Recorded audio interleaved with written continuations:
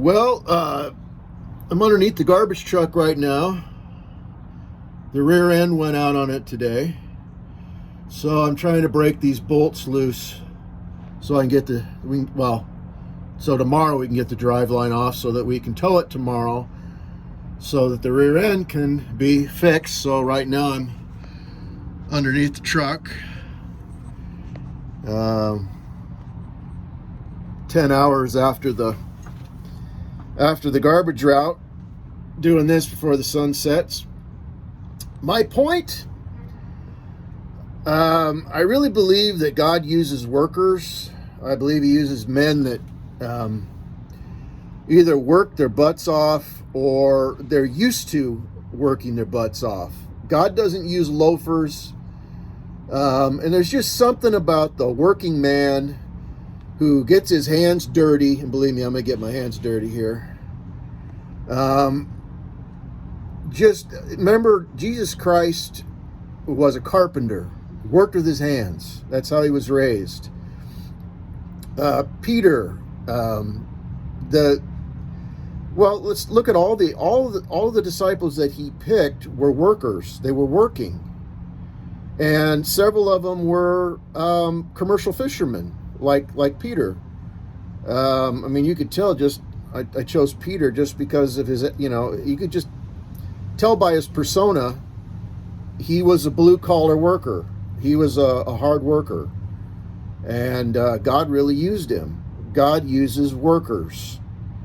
And there's something about these kids, they live at home, and then from there they go to Bible college, and from there they get into a church, and now they're in the ministry, and it's like, okay, I'm not going to say God can't use that, but there's just something about that I don't know, man. You need to get your hands dirty. You need to learn how to work. You need to learn how to get underneath the garbage truck and in the wintertime, I'm putting chains on these things with my bare hands. You can't do it with gloves because the links on the chains don't go together, and you got to do it from the inside as well as the outside, so your hands are freezing, basically freezing off. And I'm not complaining. It's just part of being a man. It's part of life, and you don't know anything about that. What are you going to, I don't know. It's just, what are you going to preach and teach to men? How are you going to reach men if you don't know anything about this life?